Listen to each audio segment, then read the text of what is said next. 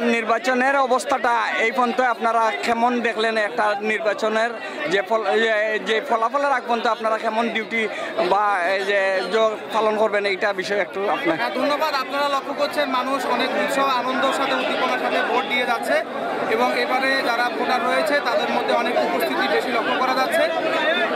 সুন্দর ব্যবস্থাপনা রয়েছে।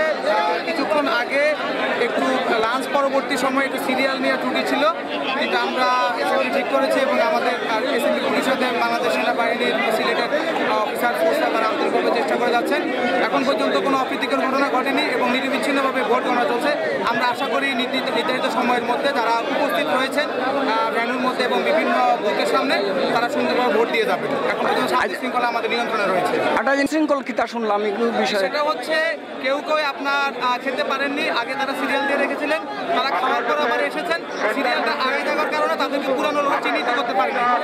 এই বিভ্রান্তিটুকু দূর হয়েছে এবং ভিতরের সমস্ত বুথগুলিতে সুন্দর নিরবিচ্ছিন্নভাবে ভোট গণনা প্রদান চলছে।